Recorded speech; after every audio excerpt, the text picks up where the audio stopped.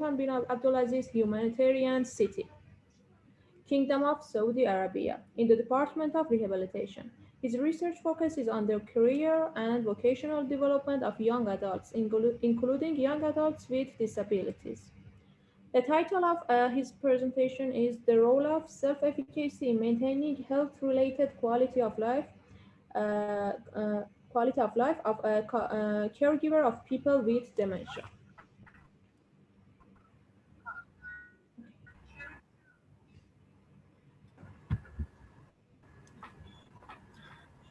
Can you hear me, guys? Yes, yes, Dr. Majid. Yes. Hi. Hi. Hi. Could you play the presentation, please? Yeah. Yes. Possible. Just a minute.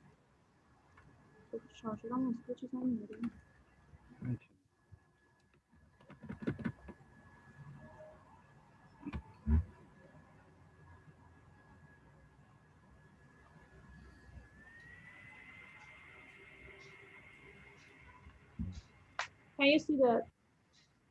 Yeah. Yeah. Okay.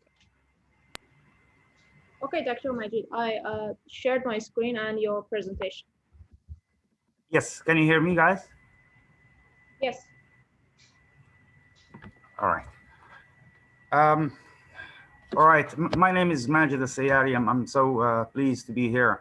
I'm not going to turn the camera on right now because I'm struggling with the internet.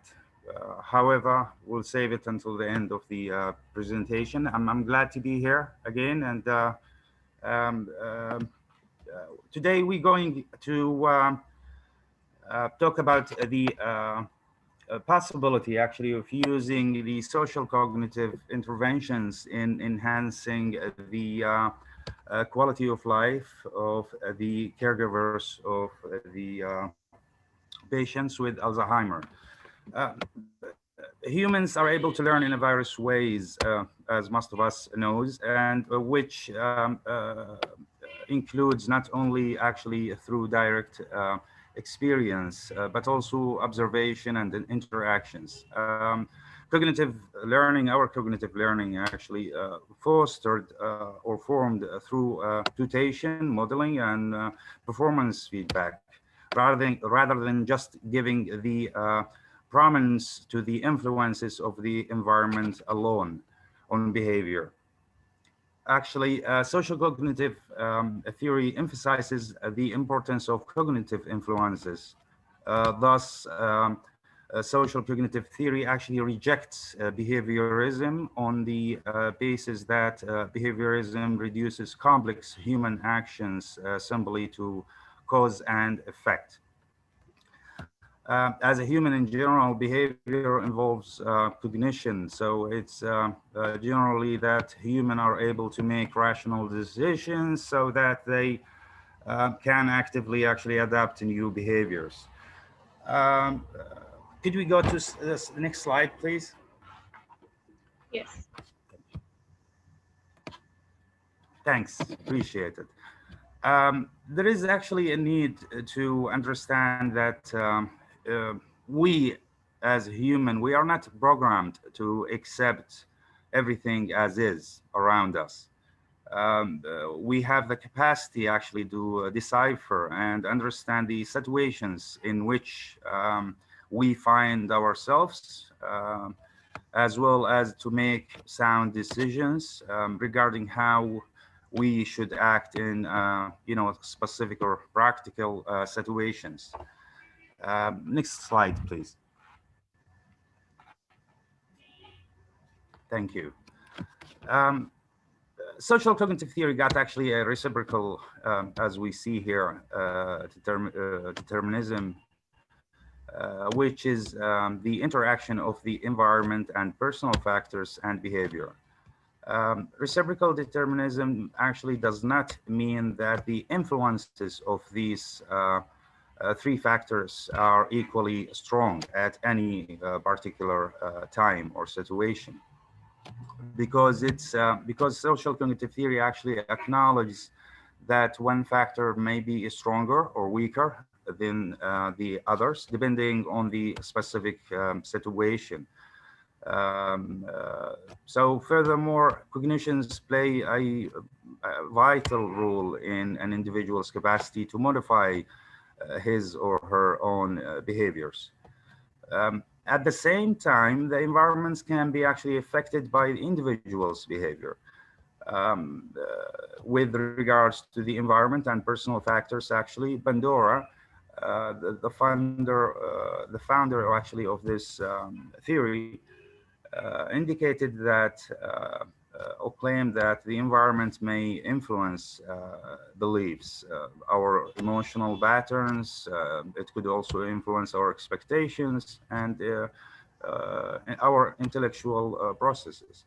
So furthermore, social cognitive theory assures and asserts that some sources of influences are stronger than others, again, and they do not necessarily all occur jointly. In fact, the interactions are being varied depending on too many factors, which we mentioned before. Can we go to the next slide, please? Thank you. So, self-efficacy, where it's actually one of the, it's the main concept actually of the social cognitive theory. Self-efficacy actually suggests or proposes that we as a human can regulate our behaviors based on our self-efficacy beliefs.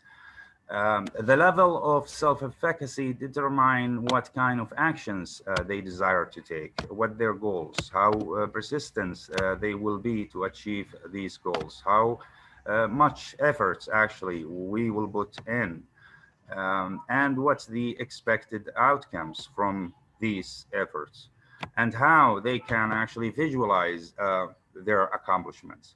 So self-efficacy is our own beliefs actually in our own skills to execute a certain tasks. So it's not like self-esteem, it's totally different. It's our beliefs toward a certain thing. So self-efficacy plays a vital role actually in human functioning because it influences behavior, goals, as we mentioned, the motivations. So the agency depends heavily, we as agent actually, we have the right and we have the capacity to choose our own behavior. So the agency depends heavily on self-efficacy, which is essential for setting specific goals and meaningful things to achieve actually when executing these courses. So the self-efficacy actually got 4 sources. They vary in terms of you know what's strong, what's weak actually. The first and the most influential source of self-efficacy information, as we see here, is performance accomplishment. Which based in personal mastery experience. Actually, success generally increases our self-efficacy beliefs, while failure generally actually decreases efficacy beliefs. The higher the self-efficacy, the more likely it will be developed through repeated success. So for example, if the caregivers consistently actually manage the patient's behavior successfully, it is likely the caregiver would have a strong self-efficacy beliefs for dealing with undesirable behavior. In addition, successful performance accomplished under circumstances varying in level of difficulties have been found to be more likely to increase the self-efficacy than actually the one that's achieved under conditions of limited difficulties. So the second source of self-efficacy is vicarious experience, which is often through observing social modeling. Vicarious learning occurs when an individual actually observed another one performing relevant tasks, and they are within the same age, the same circumstances, the same environment. It would lead to actually thinking or start believing that they have the same capability to execute a similar task.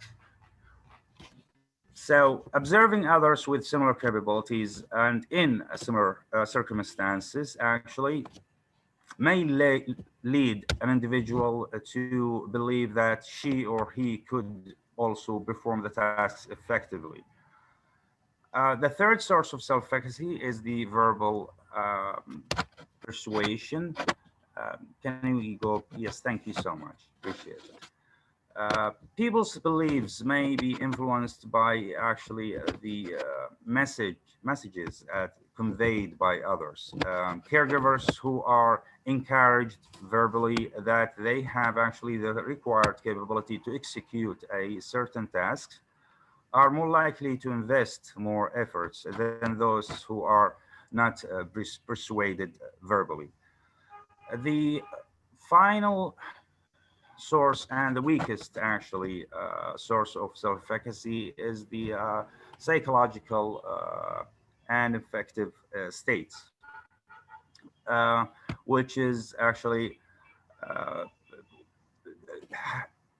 sometimes our um, uh, stressful and situations generally actually elects emotional arousal that, depending on the circumstances, might have actually informative value concerning personal competencies. So people take into consideration their own physical and emotional states when judging their own beliefs in their own capabilities. The less anxiety people have when executing a task, the higher their self-efficacy are likely to be. Caregiver and burden. Keeping in mind that around the, based on actually the latest studies, around 50 to 90% of people with dementia were reported as having experienced medium to severe behavioral symptoms during the course of their disease or life. Therefore, um, caring for people with Alzheimer or dementia in general represents a potentially stressful challenge for caregivers, particularly when dealing with behavioral disturbance, particular behaviors that can make the caregivers feel frustrated and or fearful for their own safety, and which also threaten the safety of the person with dementia themselves.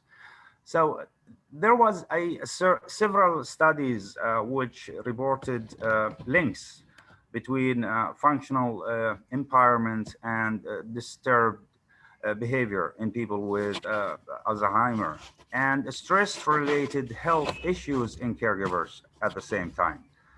Caregivers can actually find their relationship with their care partner becoming unpredictable and strained in most cases.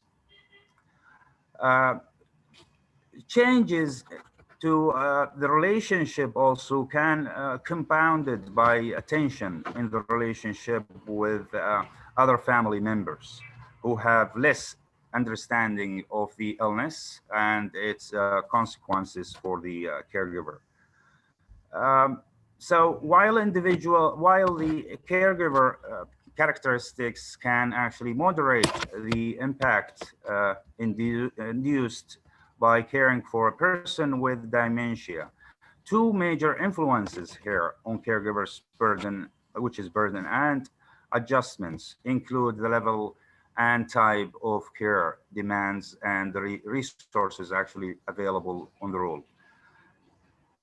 Self-efficacy again and the caregiver, and what can actually the self-efficacy, how can self-efficacy help the caregivers? Caregivers who actually provides again the care for individuals with Alzheimer disease and other dementias are at risk of the burnout. Self-efficacy again got the potential to help reduce or prevent the impact of the caregiver stress. Caregivers reported that they did not know how to manage the behavioral problems of those with dementia and often experience feelings of powerlessness. However, it was found that when family caregivers had a positive perception of their abilities to manage the behavior of those with dementia successfully, they reported increased level of self-efficacy.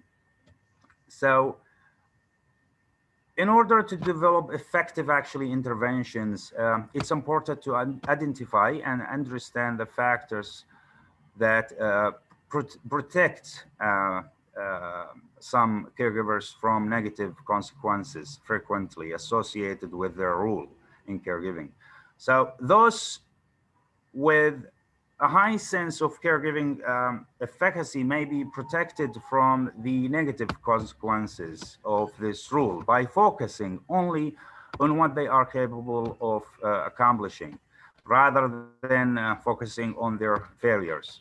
So rather than viewing actually the demands of caregiving as tasks to be avoided, those with high sense of caregiving self-efficacy may view them as a challenge to be mastered.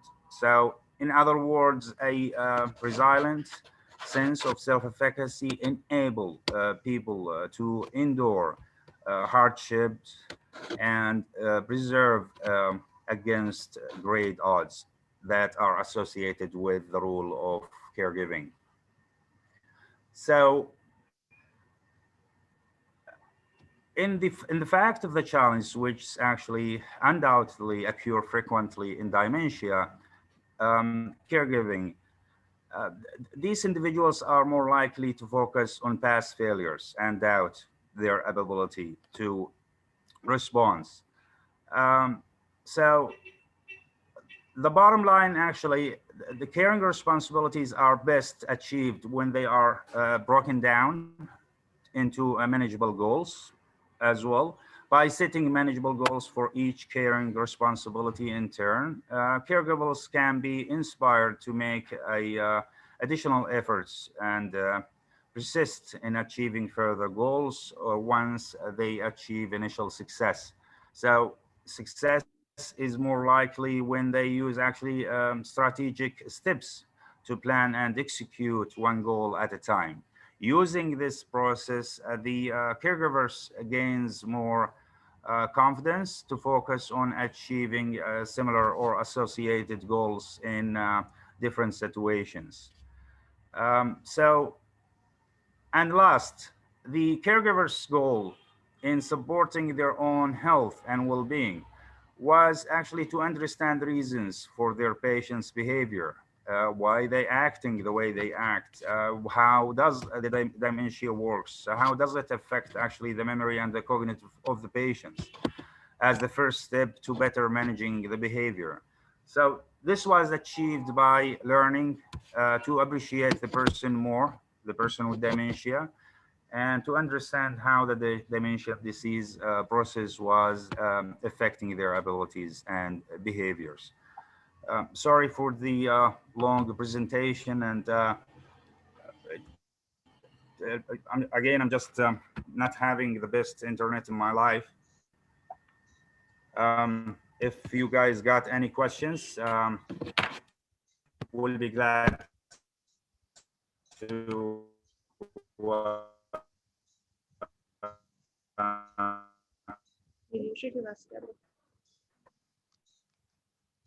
to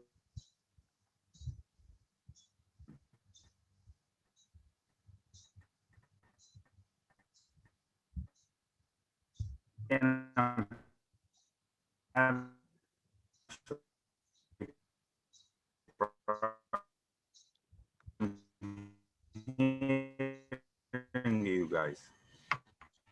Thank you, Dr. Majid. Hello? Hello.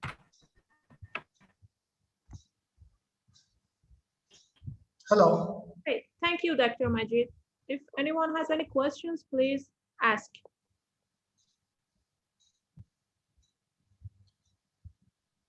Okay. So we are going on a 10 minutes break.